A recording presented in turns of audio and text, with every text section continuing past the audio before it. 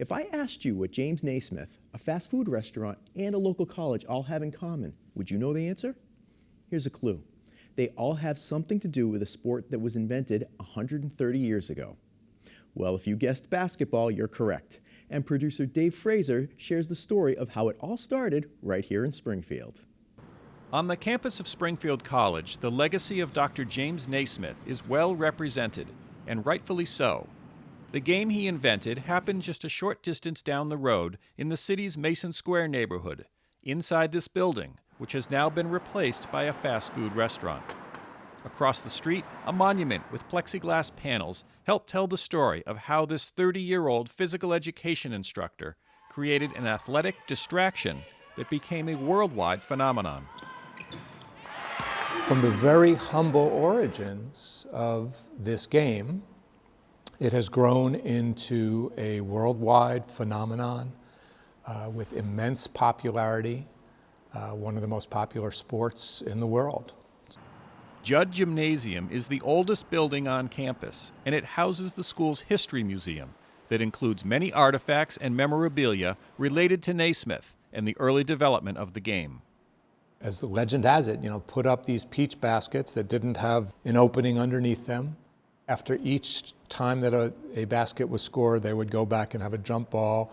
The ball would obviously be stuck in the peach basket. It took a while until someone had the brilliant idea, let's cut the bottom of this. Since that initial introduction in December of 1891, the game quickly spread throughout New England and around the world, impacting the lives of hundreds of millions across all ages. Basketball is now played around the globe by both men and women. Naomi Graves is the head coach for the Springfield women's basketball team. She fell in love with the sport at an early age. Well, I think it was the backyard fun that you played with both men and women, girls and boys, in the backyard. Everybody had a basketball. I grew up where basketball was really important up in Western Massachusetts. And then in my high school, I was tall and I liked the game, so a coach identified me as a player and taught me the game, and then before you knew it, I fell in love with it. The game played today is probably not what Naismith envisioned when he first introduced it. His initial 13 rules included no dribbling, dunking, or three-pointers. There was no shot clock, but goaltending was legal.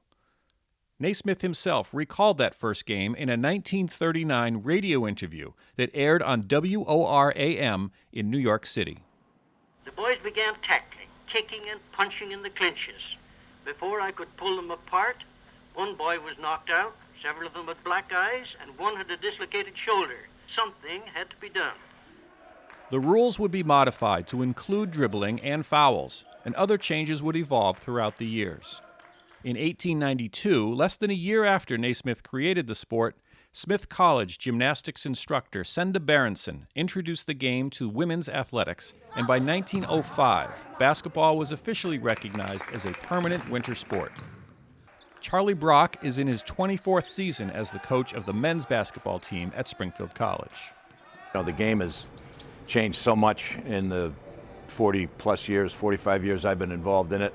And part of that's rule changes, and part of that's the way the game is played and the athleticism and the skill set of the players, certainly today.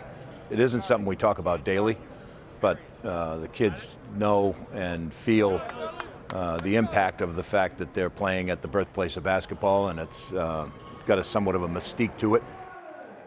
The reach of the game is very, very wide.